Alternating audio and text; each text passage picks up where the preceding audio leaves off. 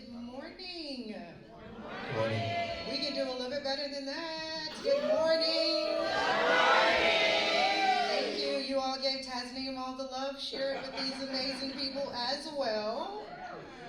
We're excited. I have my phone here only for one reason. That's because I do believe we will probably go over our 40 minutes, so I'll be a good steward of our time. Stop us when we need to. We are going to center our conversation today around what does it mean to be in the South and have solidarity. You all heard Tasneem read these amazing bios. I am truly grateful to share space this morning with this group. So we're going to dive right into it if you all are ready. We're ready? The South. We're talking about the South. Our panelists, you heard in their bio, none of us are native Nashvillians, and we all have been sort of transplanted someplace or another, whether it is What Up Doe in Detroit, whether it's Virginia, whether it's Haiti, whether it's California, all of the places that we call home. I don't know about my panelists, but I know at my family reunion, we start off every line dance with Southern Girl. And I don't care what it means, what song is on. We are centering all of our experiences with Frankie Beverly and Southern Girl. Now, I also will say somewhere between 2000 and 2001, I don't know those of you who were alive then, those of us who sang ludicrous anthem, Southern Hospitality. You know, Dirty South, mind-blowing, Dirty South, bread, catfish, fried up, Dirty South. You want me to keep going? You want me, Carlos? Whatever, right? We're going to center our conversations around being in the South today. And where do we find solidarity? And what does the South need from us? And actually, what do we need from it? Has the South failed us? And what is left to be done in the South? So we'll start our conversation. And I already warned them backstage that we will insert Zora and Baldwin into this conversation, and you know we're going to do it. So we're going to start off with Baldwin, as we should. Thank you, Brother Timothy. We're going to start off. Baldwin reminds us, right? One of the things Baldwin said in Nobody Knows My Name, he said, there are old wounds in Southern pride. Some Southern scholars believe that Baldwin did it perfectly when he coined the status quo of the South. He said that the South remains quiet, that the South remains passive, and the South remains polite. And when we think about that, is that still true today? Now, on the other hand, we know that Andre 3000 challenged Baldwin in his own way when he said the South has got something to say. And I believe the South still has something to say. So I'm going to start off with you, Judith. You hail from Haiti. What does it mean? I know you lived in Atlanta for a while. What does it really mean to live in this place right now, into the South? How do you feel about calling the South home and being a Southerner, if I can say that? Yeah. So, the first thing that comes to mind is first, what do we mean by home, right? Calling the South home, what is home? And home is a place where you can be yourself, right? Not try to be your best self, but be yourself. But also, home is, you care about your home. You care about the people in your home. And so as a transplant and newcomer to the South, wanting to make home here, right, there's a calling to care about the history of the South and also care about the other people in the South, right? That we can't just exist in this place without caring about the place itself, right? What is the history? What are our neighbors going through? And so this question about making a home is about how am I showing up? What are the struggles of my neighbors? So being in the immigrant rights movement right now, it's asking a lot of questions. How are immigrants being used as a sort of distraction for the ushering of authoritarianism in this country and the ways that the South is being used? So, for example, Memphis, right? And having the conversations about the kinds of solidarity that we need to build in this moment so that we can protect the South and also really redirect this country in the direction that it needs to go, right? So the question of home brings in all of these other ties to not only our responsibility to our neighbors, but also our responsibility to this place. Thank you. Wes, when we were talking earlier, you were talking about behind stage, you were saying some early memories of moving to Alabama from Detroit. And I said to you, and your first encounter with Black people, that you're not a vendor, right? You're not the hair store, you're not selling food, it's not a transactional experience. And you made Alabama home from Detroit. Talk to me a little bit, what does home in the South mean for you? Absolutely. So to give some background, growing up in Detroit, primarily all my friends were Black, and I didn't really have to prove myself as an ally. It just was. I was just part of the community. And so I haven't really had that experience in so long, but when I first moved to Birmingham, which is 85% Black, people were kind of very, they're looking at me sideways, like I don't really know what to do with this guy. Like, this is the first Asian guy I've ever met. And so it's a lot of like pressure, obviously, like, because you've suddenly become an ambassador for the multi-billions of Asian people in the entire world, to be strangers that you've never met. Does that mean you speak for all of them? No, it does not. Yeah, overcoming that stigma and really trying to find people that were like-minded, people that were really supportive in Birmingham, and I eventually found that. You know, in Birmingham, civil rights is very different than it is anywhere else, especially in Detroit, because it's not just February where people are talking about civil rights or these great leaders. You have the descendants from those people, those civil rights legends, living as your neighbors in Birmingham. And so it's front of your mind every day, business meetings, board meetings, nonprofit meetings. And so making my home in Birmingham, I was able to meet all these people even like Carlos, who are doing great things for immigrants, but minorities in general. And so I don't even know if I answered the question, but that's what You did. that's You what did. it You was. answered it, and you brought in Carlos, and so you're going to pass the baton to Carlos. And so just naturally go to you, Carlos, and you are the first. All of us on this stage, and I think for the most of us in this audience, those of us who are in the Black, brown, and gold spaces, we've been the first. We've been the first, and it's still 2025, and we are still the first. And we're still the first, and so Wes passed the mic to you, Carlos, and you are a first in so many lights. But what does it mean to be home, coming from California and just being a Latin American brother or Afro? How do you define yourself, Carlos, my brother, the first? Talk to us about being in the South and what it means for you. Yeah, you know, I think it's interesting because I've been in Birmingham and Alabama now for about 12 years. I moved from there from Atlanta, actually. So Atlanta was like my soft entry into the South, right? And then you go to Birmingham. And it's different. It's different. Because, you know, Atlanta is like a lot of transplants too, right? Atlanta is made up of a lot of folks and a lot of doing different things. So, you know, I grew up in the Bay. And similar to Wes, right? I had a group of friends growing up that was multiracial. And in the Bay Area, it's just different, right? Like, there's a certain way of talking, moving, even walking, right, that we just vibe to. And then you go to Michigan. I was in Michigan for a little bit, and that was a very white space for me because I was in Lansing, right? And so that was like the first time where I felt isolated in a lot of ways, looking and craving community. Then we moved to Atlanta. Atlanta was cool, but Atlanta was the first place where I saw a lot of folks of color, Black people, just doing all kinds of great stuff, right? Like it was different, right? Atlanta was just like a mecca for Black folks, right? I felt very fortunate to be there and see it and be a part of it. And then we moved to Birmingham. And to Wes's point, like I think that Latinos have only really been in Alabama for 30 years in terms of large migration patterns. And so folks still talk about race only really in Black and white terms. And so when I move into any space, it's always like us too, right? How do I get into a conversation that also acknowledges the challenges that Latinos and Hispanics face? And so when I think about home, right, I don't necessarily consider myself a Southerner still. I struggle with that. I consider myself as a kid from the Bay, right, who happens to be Alabama. But my daughter is a Southerner. My daughter was born in Atlanta, has grown up in Birmingham, and when she says family, she says it with a twang. Right?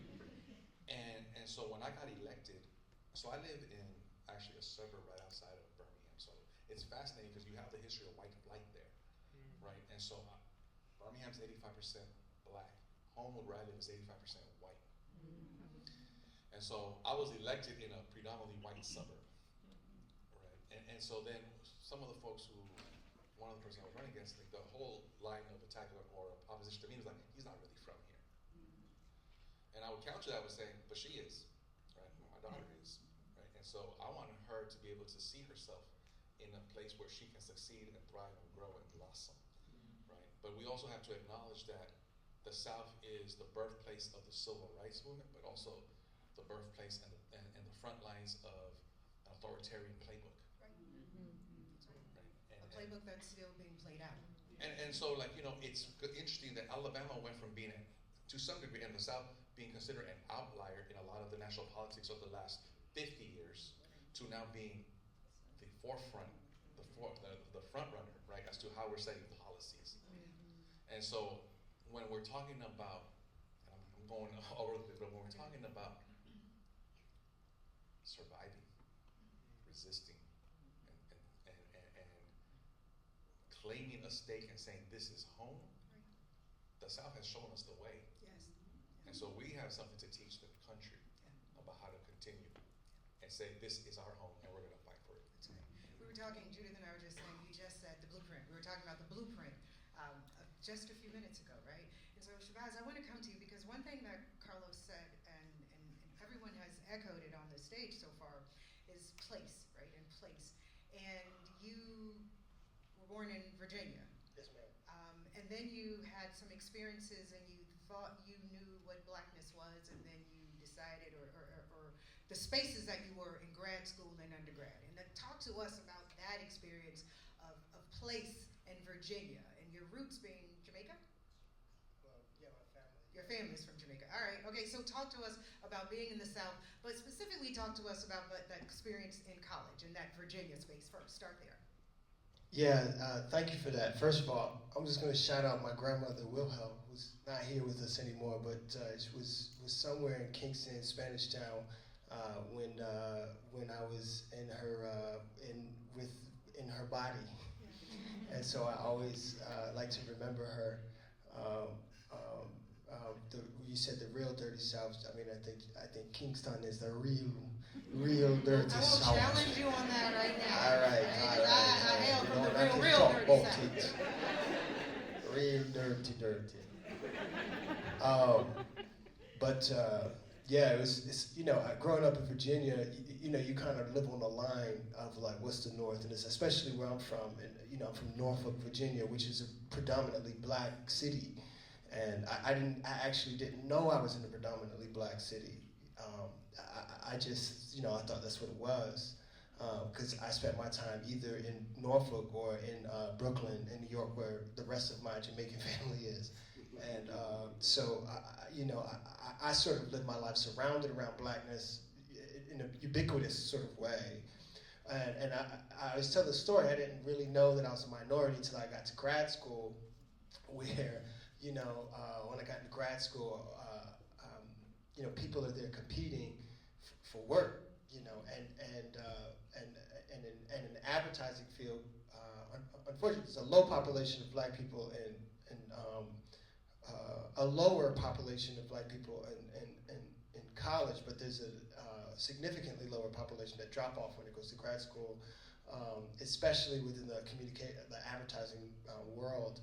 And so I really felt what it meant to be a minority there, in a space where stories, it's still a creative MFA, but like this, where stories are, part of the lexicon of daily work, how you exchange references, and, while other people were listening. I remember a young man told me I wasn't smart because I didn't know who Simon and Garfunkel was. Do you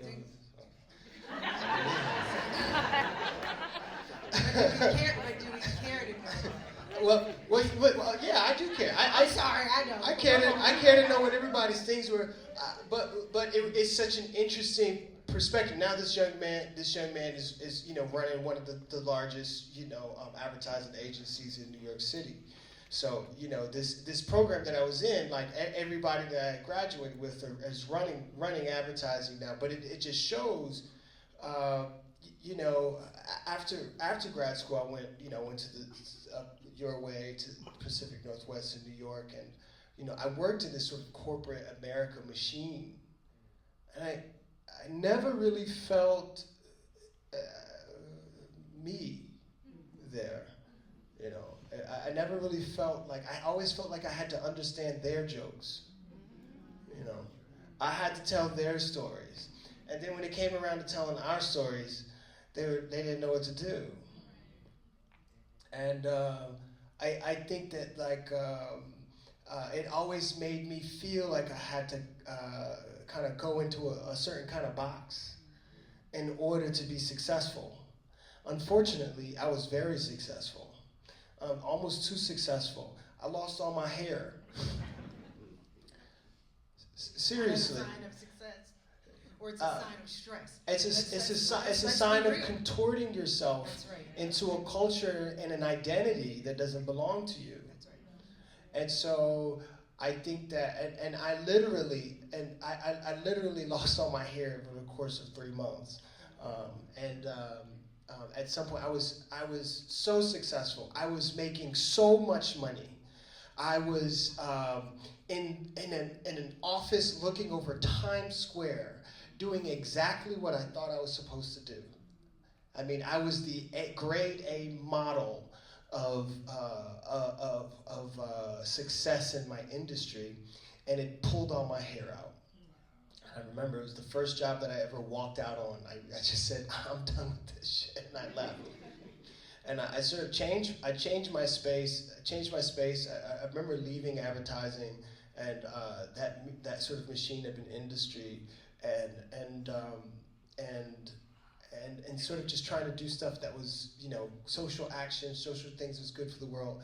I'm going to come back to your question because eventually I come back south, and I after spending years of contorting myself to sort of be successful, I came to the South, and it's where I did my first art show. Was right here in Nashville, Tennessee, at a place called Track One that's being torn down by some developers and turned into something else. It's going to be beautiful, whatever it is, but it's changing.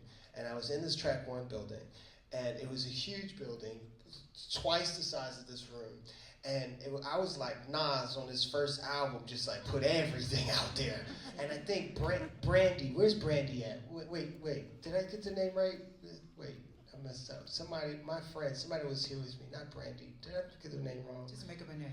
No, I can't do that. Because I found somebody was outside, and they were with me, and they were pivotal, and I messed their name up just now. Man. Anyways, so I did this show, and I was like, I don't know if anybody's gonna like any of this stuff. Do you know they ripped everything off the walls? They took everything. I had no idea my stories were valid, they meant anything. And and I didn't have to contort myself. I was myself authentically. Right. I showed up as me, just as me, and I was accepted. And it showed me, okay, I can do something different. That's what home means to me, to come back to the South where people surrounded. When I showed up, it was all these HBCU kids, and they were me. They had the same voice. They had the same experiences and stories, and they embraced me. And so that's my coming home to the South story. Great, thank you. And for the name of the sister who you can remember, hopefully they'll give us a shout out, and we'll remember that name in a minute. It was Brandy. Thank you, Brandy. Thank you. Where you at? Raise your hand, Brandy. Where's your hand? Where you at? Okay. Okay, this shit. Brandy, why you had to do me like that? We had a whole conversation. I didn't want to get in trouble. Brandy, thank you. Brandy came in. She was a performing artist for me. She came in and represented God herself. I promise you. Ashe. Okay, Ashe. All right, Ashe. So, Judith, Shabazz talked to us about our identity, and when was the first time I didn't feel like myself.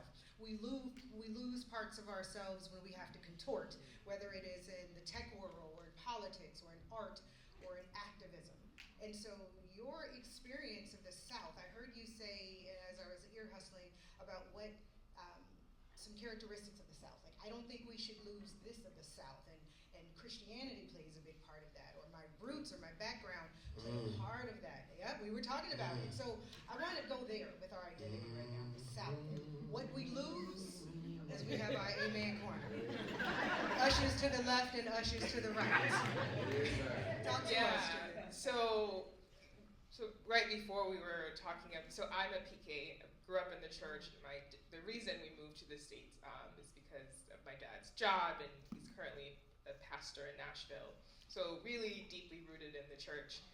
And so we were talking about, the role of the church in this moment, and also identity, and how we, as we grow up, how do we wrestle with having a coherent identity.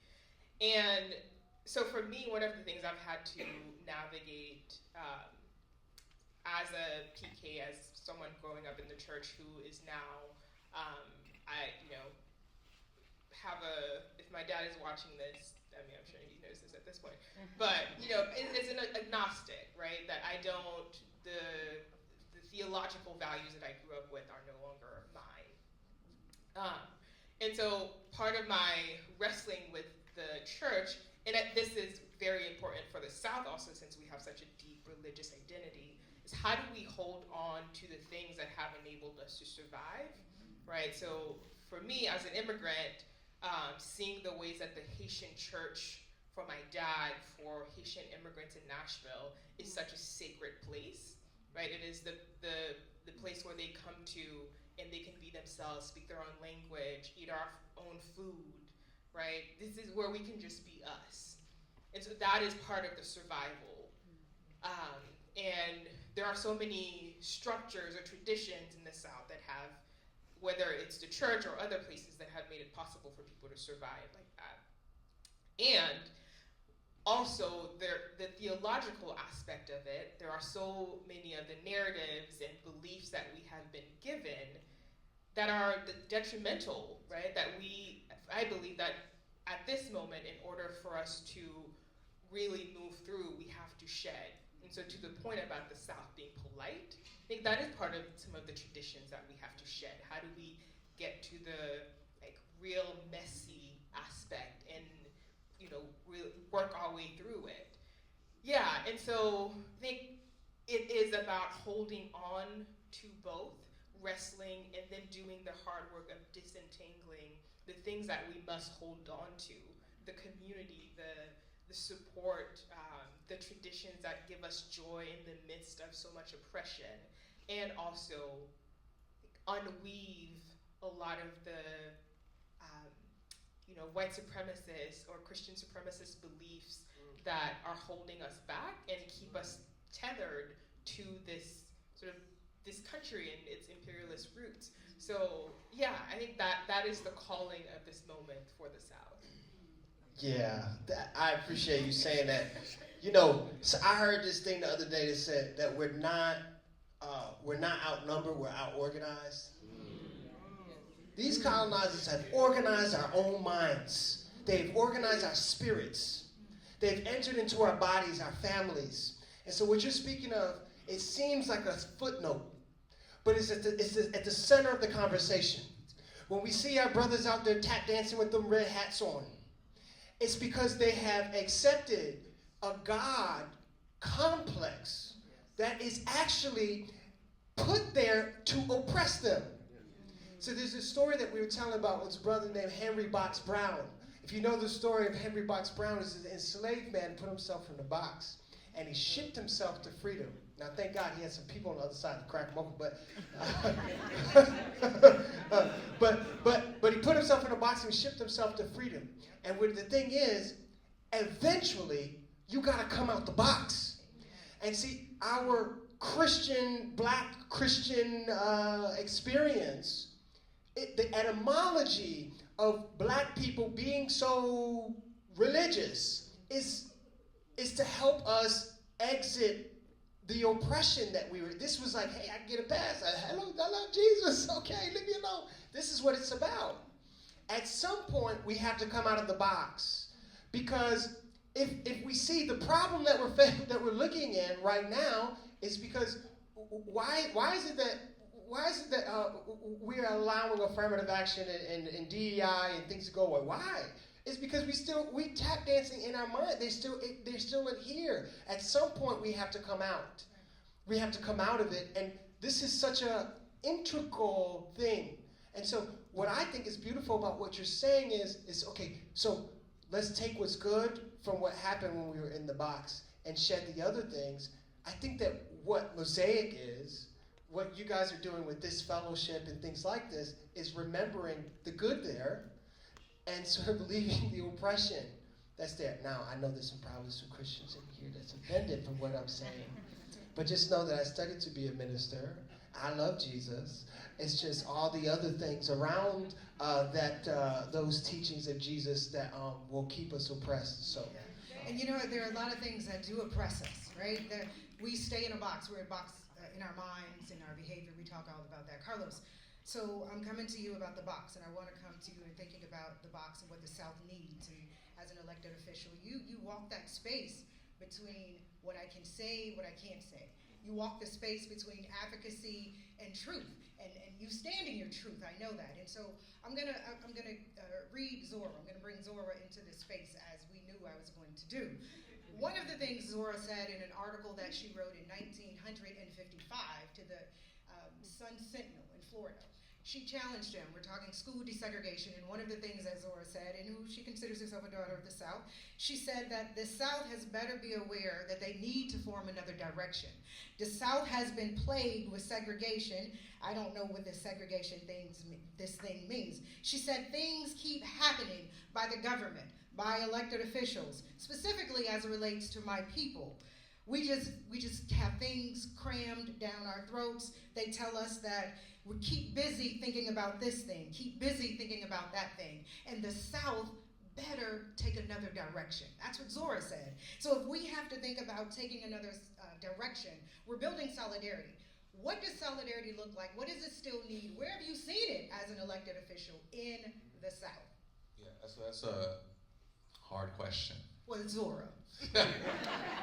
And she will not apologize for it being hard, Carlos. So come into the space. But I'll tell you that if I'm vulnerable, Yes. and I'm honest, I'm struggling. And I don't feel like I'm winning. I don't feel like, I feel boxed in this particular moment. And it's been the hardest year of my life. You know, we are in a moment as a region and as a country where we are literally under attack. We're seeing visuals in the media of people being pulled out of their homes, their cars, their vehicles, dragged on the street.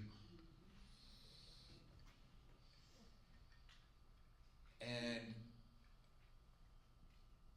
when you then run also, you know, so it's multiple, right? Like it's multiple things. Like, I'm an elected official, but I also run a nonprofit that relies on federal dollars, and I have funders and donors and all these things. And so when you're dependent on these dollars and you're responsible for the livelihoods of other people who work for you, and you also are trying to advocate for the same,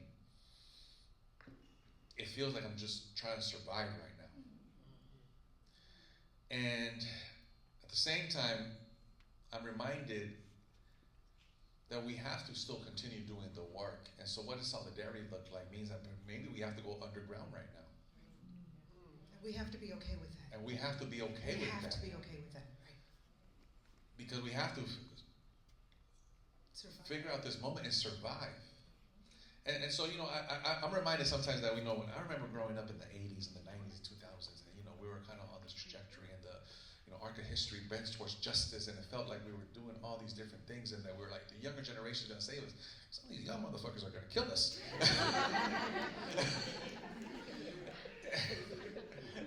And just like there's movements to try to do things to create equity and equality and justice for people, there's movements that want to rip that away. And they are organized. They went underground for 30 years and then came out with justices everywhere. And so I think that when I think about solidarity and what it means, and I'll say this as being in the South and what it means to be Latino in the South, I'll tell you that black people don't trust Latinos right now because of the election. And I have these conversations every day, right? And, you know, when I talk to Latinos, right? First of all, you know, I think that we're a very, what do you call it, heterogeneous community, to put it lightly. 25 different countries, 25 different histories, 25 different legacies. We don't fit in a box, right? In terms of our political realities and perspectives and visions. So I've been trying to come to terms with the fact that almost every single election for most of its history, 25 to 30% of Latinos vote a particular way. That doesn't necessarily align with my own values. We got up to about 45 almost this past election. And I have to be okay that I'm not going to rock with them.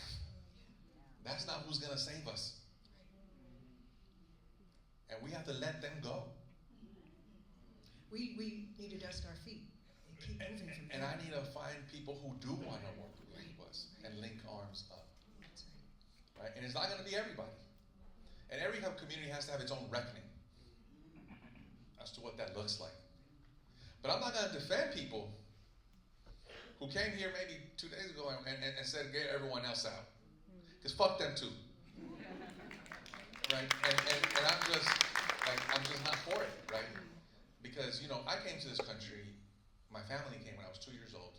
We fled civil war in Nicaragua. And, you know, I've dedicated my life and career, and I was academic, to trying to figure out what it means to be an immigrant. And how do we create space for immigrants. But we can't create space for immigrants without acknowledging the legacies of white supremacy and black movements. And knowing that also there have been parallels all the time. Whether it was New York with the young lords, whether it Cesar Chavez talking and writing telegraphs to King. Before that. And before that, right? That we have legacies and histories that we have to recover and remind ourselves that as black and brown people, our struggles are not the same, but they are parallel.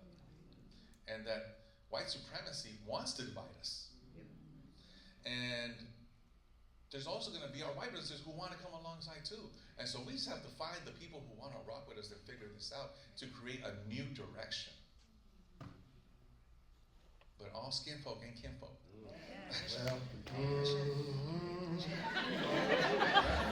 Well, Wes, I need you to come into this conversation. And one of the things you said is I don't talk about myself a lot, and I think that is also part of the spaces that we have existed in. It's easier for us to talk about the things that we do, right, as opposed to thinking about our own legacy.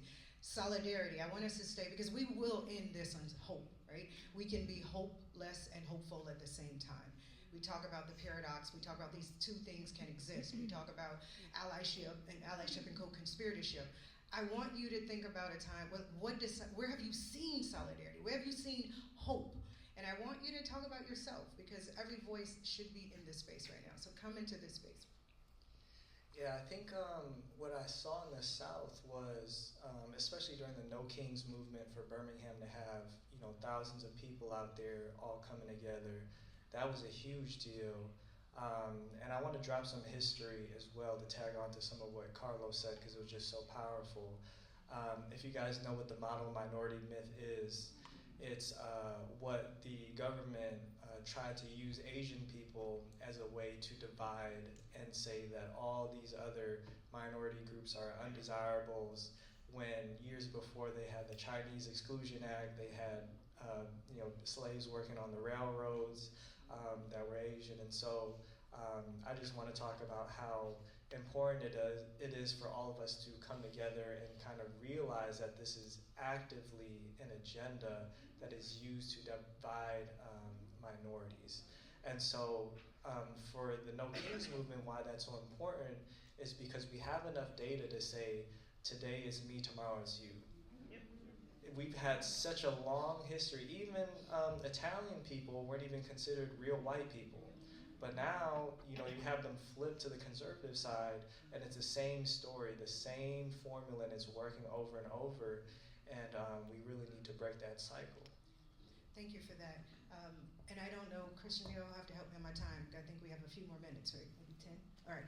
I do want to do a rapid fire. I want to do a rapid fire line real quick before I give each of you some parting words. Let's reflect just for a minute. In this moment, what the South needs from us, right? But what do we need from it as well? As a lover of the South, all of us have spoke about being a lover of the South needs a voice. Zora said it needs a different direction. We already talked about the blueprint. Rapid fire, one word, what does the South need from us? One word, us, the collective us. One word, I'll give you a minute to think about it. What does the South need from us in this moment and this time? Maybe we need to blow some stuff up. I don't know. That's Hold on. Maybe we need to set some stuff on fire. Speaking to my heart in not a good Maybe way. we need to raise Hold on. things, right? I don't know. We will keep some things. We talk about legacy, but what does the South need from us in this moment? We're talking about solidarity. Right now in the South, what does it need from us? Carlo? For me, and just back to your point of hope, it needs love and joy. And we can't forget that in the moments of when I go into my office and I see people who are working hard to try to make a difference, and we have laughter, we have music, we have community, leaning into one another and remembering that we're doing this because we want to be a people who thrive. And we have a right to feel love and joy. Love and joy. All right, Shabazz? I think this conversation brings my attention to the generation that might be coming after me. So I think of the word renunciation. So to sort of, I think as I sit here and I listen to the conversation, I feel as if I've let down my ancestors. I've let down the people that have led the movements that sort of made the passageways to what we have, the sort of sacrifices and pain that happened. I think I grew up having no idea of the legacy that I was living in. And I think I speak for a lot of people my age and probably younger that have no idea what the struggle meant until, the struggle came to Trayvon Martin's door. And there's a direct line from there to where I am today, where my eyes just keep opening up every single day. And I think that I lived in such a beautiful freedom that I didn't get to take part in the struggle the way I should have when I was younger. And so I say renunciation because I can do anything in the South. All the money is here, all the pleasure is here. But if there's a couple more people, young people, that want to sort of take a part of the struggle and make it important in their lives, I think maybe there's some power that can come soon. We need love, we need joy, we need young people, we need a remembrance. Wes, what do we need right now? I think we need that real. We need real conversations. Real. That really get to know me as a person and have real conversations. Don't give me that fake Southern nice talk, small talk, whatever. Because when people don't get the privilege of diversity or talking to somebody from a diverse background, what they're using to fill it in is Fox News, the media, or their imagination. They never even actually talk to a real person from this background that they're actively rooting against or voting against. And so I think we need to have real, unfiltered conversation, vulnerability in a safe space that's non-judgmental, where we can kind of teach people, hey, these are the actual human beings that you're actually trying to destroy. These are the communities that are filled with love, joy, and hope, the same as yours, that you're trying to destroy. Yeah, we do need that. We need the realness. And that's the beauty of Mosaic, right? So Carlos and Judith, the three of us have gone through the experience, right, of being a Mo fellow, right? We're on the other side of that. And so when we think about the places and what the South still needs, it needs us, right? Judith, what does the South need from us? Courage. We talked briefly about that in this moment there are so many actors, whether it's the tech oligarchs and billionaires polluting our cities in Memphis, right? Or the people profiting off of families being detained, all of the detention centers being built. There are people who are actively making money and profiting off of us, right? So right now we need the courage to claim what is our birthright, which is to be able to exist in our home. right? The South is our home. We deserve to have clean air. We deserve to have safe communities. We deserve to have living wage. We deserve to have health care. That is not asking too much. That is the basics of what we deserve by being born on this planet and being born in this space. And so the courage to demand and claim those things, that is what we need. As our birthright. As our birthright. And, we asked if we could drop the mic, but I know you want to add. Please go ahead, Shabazz. Go ahead. One more thing I just want to share with you guys. I put out I have a little independent newspaper. Another thing I would say is independent media. That's 2 words. The South needs it. We need it. The South needs independent media because there's if no one's holding a public conversation, then how do you educate our young? How do we educate our communities, especially as we begin to divest from some of these sort of organizations that would brainwash us? I think that I have this newspaper. It's called the Museum of Presence. I'm an artist, so it's really focused on art and mindfulness, and I use mindfulness as a term to sort of like be aware of what's happening in your world. So there's a story of Brenda Morrow in here who runs the William Edmondson organization, and she's the one that keeps on fighting gentrification and winning, and fighting people just taking over this park and winning. And so I think stories like hers help to inspire us. But she's also pleading for someone to help her because she's getting a little older and she don't want to do it too much. So anyways, there's a podcast, and this newspaper is a series of conversations and podcasts.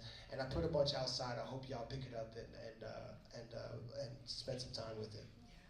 You all, this has been an amazing time together. I thank you for your transparency and your honesty and your realness and your boldness and your courageous spirit. Please join me in thanking these amazing people. They have blessed me this morning, and the South has something to say. Yeah. All I gotta say is the South got something to say. Thank you all so much.